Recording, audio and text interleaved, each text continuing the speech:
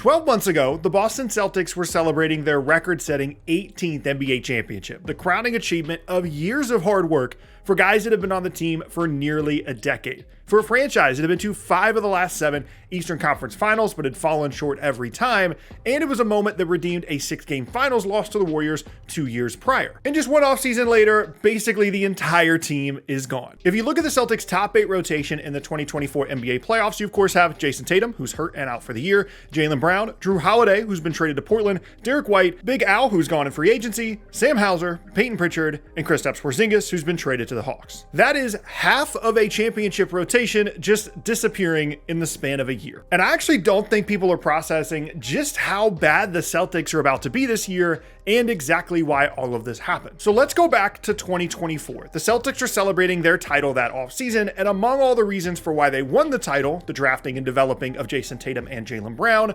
smart trades for Derrick White, Jrue Holiday, and Kristaps Porzingis, there was one very overlooked aspect of that Celtics team that gave them a significant advantage: spending. That year, the Celtics ranked as the 4th highest payroll in the entire league. Ironically, the 3 teams ahead of them in spending were the Warriors, Clippers, and Suns, all of which were middling teams and not close to contenders. But regardless, the Celtics had spent a ton of money on their title team, and at the time, they were totally fine with it.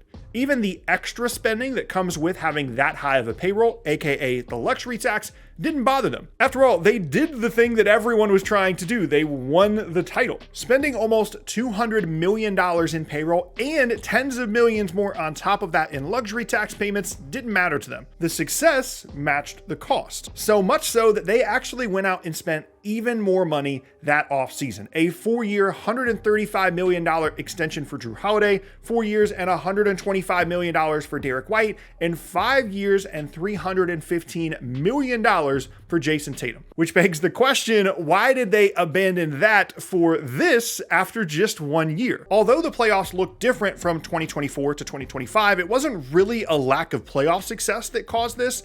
I mean, they did lose in the second round to the Knicks, but Kristaps Porzingis wasn't healthy the entire postseason, and Jayson Tatum tore his Achilles in Game 4. If you ask me, the Celtics were losing that series regardless, but that's not really the point. Realistically, the Celtics were just as good in 2025 as they were in 2024 if healthy. But a few things changed between those 2 years for Boston. First, obviously, the health of the team completely changed. Jrue Holiday didn't look quite the same as he did during the title run, and we already talked about Porzingis' issues, who also wasn't healthy even when they did win the title. But the biggest issue by far was Jayson Tatum's injury. I actually think it's gone overlooked just how good Jayson Tatum is because the Celtics have done such a good job of putting great teams around him, which was especially true when the Celtics had the best team in the league in 2024. But Tatum really does so many things for the Celtics. He's a great defender, defends multiple positions, is an excellent rebounder, actually played point guard a good amount of the time on offense for the Celtics, and is a reliable scorer. And maybe most importantly, he's been incredibly durable. I think a lot of fans would be surprised to hear that Jayson Tatum has already made 5 All-NBA teams in his career and has made first-team All-NBA in 4 consecutive seasons, at maybe the most talent-loaded position in the entire league. But unfortunately for him and the Celtics, his catastrophic injury against the Knicks changed everything. An Achilles injury is bad enough. It's pretty much guaranteed to keep most players off the floor from real games for around a year. But for it to happen in the playoffs essentially guarantees that that player will miss the entire next season. It simply changed the Celtics' priorities. Before, they were all in on winning titles, they had a formula that worked, and the cost didn't matter. It matched the success. Now, with their best player gone, they had to make some decisions. Having said that, the Celtics would not have changed their team as drastically as they did in a normal situation. The other thing that is happening here is the new buzzword around the NBA, the new CBA. Well, it's either that or the second apron, but they're both connected, so really it's fine. Without getting into the nitty-gritty details, which I have done before, spending in the NBA, and specifically spending at the level the Celtics had been for the prior few years, just makes absolutely no sense unless you are guaranteed to be a title contender. This new CBA, the collective bargaining agreement, the rules by which the NBA operates, essentially penalizes teams for spending above a certain threshold, and those penalties become even stricter if you are above that threshold for multiple years in a row. Which is fine if you're a title contender, but not so fine if your best player will not see an NBA game again until the 26-27 season. When the Celtics were spending big, they knew what the rules were. They might not have known or been as fearful of exactly how punishing the rules could be, but they knew generally what the consequences were and were fine with the spending until they weren't. So the Celtics came up with a new plan. They pivoted from everything being about right now, about winning a title, and instead started planning for the next time that Jayson Tatum would be healthy, the 26-27 season.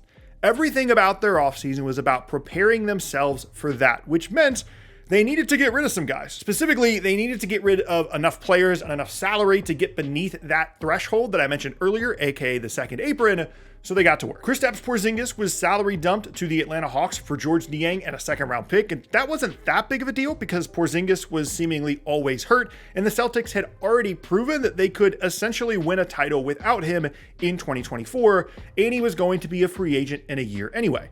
The return wasn't ideal, but getting out of the money without giving anything up was a positive. Then, Jrue Holiday was sent to the Portland Trail Blazers for Anthony Simons. This was a weird one for me because I just would have assumed, given Holiday's age and durability issues, the Celtics would have had to attach something to him to get off the money, considering they just signed him to this giant new contract extension. But I guess instead of that, the Celtics just got back a player that they didn't really want. Simons is a solid NBA player and can be an explosive scorer and shooter, but is also in the bottom 1% of NBA defenders, and basically the minute the Celtics got him, they were trying to flip him to a new team unsuccessfully. And with just those two moves, the Celtics had accomplished their goals. They didn't bring back any of their free agents that would get any significant contract on the open market, most notably losing both of their remaining center options to free agency, which did basically successfully get them under the second apron, but left behind just a Jaylen Brown, Derrick White, Payton Pritchard, Sam Hauser, and an injured Jayson Tatum core to try and compete with. And I'm not sure people have really fully processed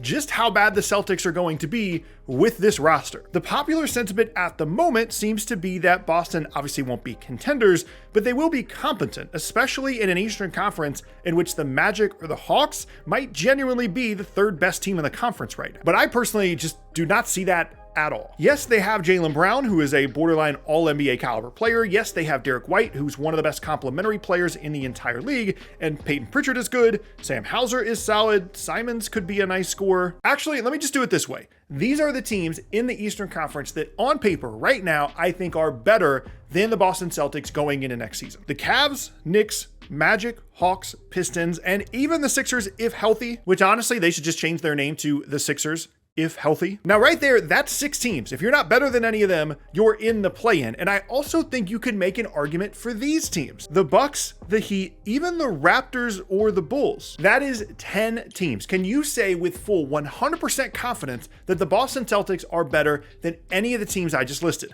I don't think so. Now that just leaves Charlotte, Brooklyn, and Washington, and the Celtics without a major injury will be better than all 3 of those teams. That I am confident in. Now, if you think I'm crazy in saying that, look at this roster one more time. Look at the front court rotation and tell me who's starting in the front court next season for the Celtics.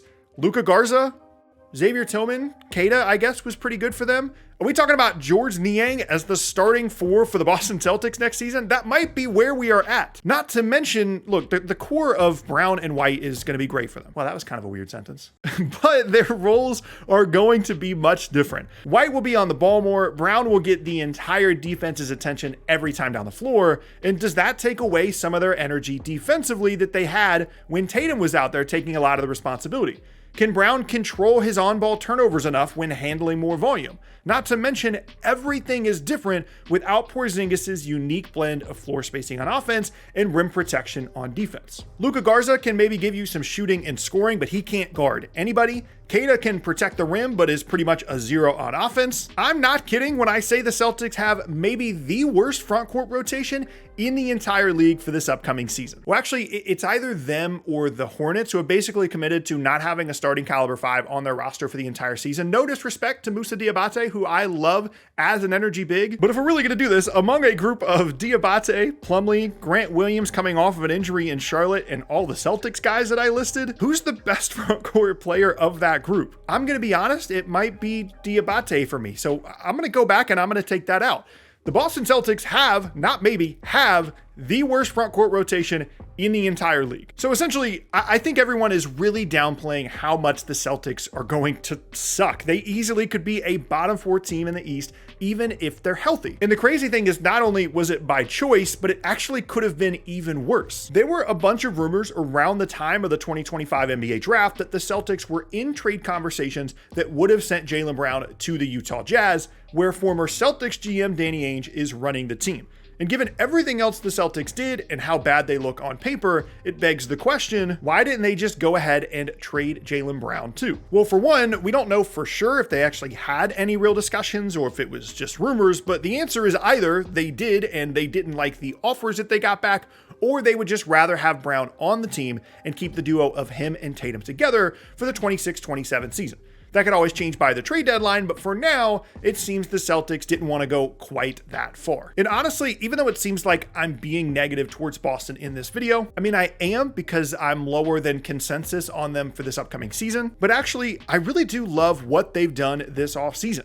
It would have been very easy to convince themselves that maybe Tatum will come back after the trade deadline and they can keep paying all these guys and still contend, but they made the correct, albeit difficult choice to basically just take a gap year. Even the most optimistic projection for the Celtics this season does not put them in the conference finals. And given the rules and the spending penalties and just the overall cost of the team in general, as soon as Jayson Tatum tore his Achilles, it just never made any sense to do anything other than exactly what Boston did this offseason. And even though they're going to be bad this year, like probably really, really bad, their offseason could actually be a good thing. The Celtics have full control over their first round pick in 2026, and if they're one of the worst teams in the conference, it puts them in position to add a top pick in a loaded 2026 draft class, which would not only be an incredible asset, but a cost-controlled one due to the rookie contract scale, which, given how expensive just Tatum, Brown, and White are, it's an unbelievable positive from an overall unfortunate situation. Now, even if this works out perfectly, the Celtics get the first pick in the draft next year,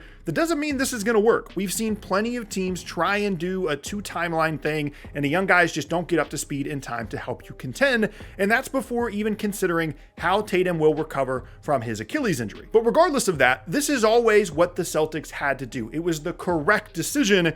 It just might result in some really ugly basketball in Boston this year.